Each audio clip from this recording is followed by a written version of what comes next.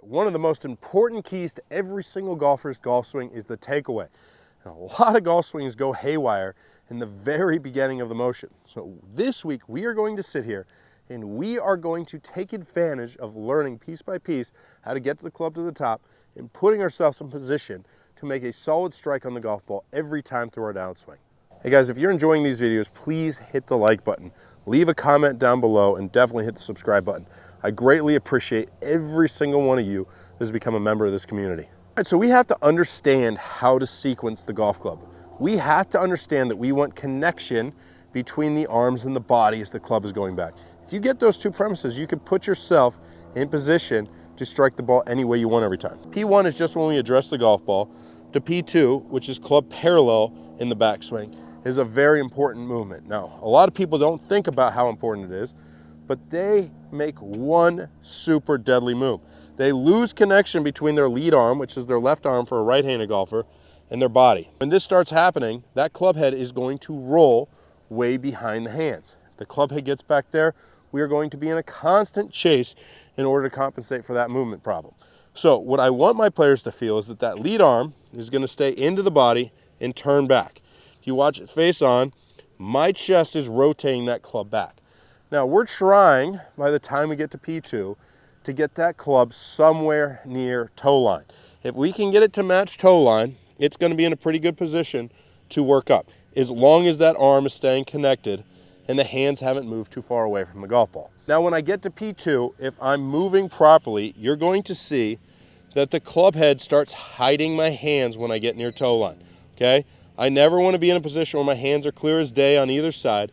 I just want to get it so that the club head hides my hands. When I'm coming down, I'm looking for the same position, so why not hit it in the backswing? That's going to make your movement much more efficient and simple as you work up to the top. Now once we get the club to P2, now we're starting to try and find the vertical component of the club in the backswing. So I get to P2, which is club parallel. Now's where I'm going to get the lift, okay? So I need to lift my arms along my chest, work in order to get them closer to my pec at P3, get everything parallel, and get the hinge in my wrist at this point. So I'm looking to get all this positioning done and get the butt of the club pointing down at the balls of my feet, okay? So remember, this is where all the vertical hinging of the wrist, the radial deviation, occurs in your backswing. You're not trying to do it too early, and you definitely don't want to do it too late.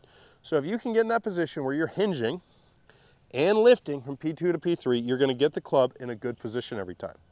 Now, after we've achieved that, we have to make sure that we still have some ammo left to get the club from P3 to P4. Now, a lot of people lift their arms and add extra wrist hinge and start over swinging from this position.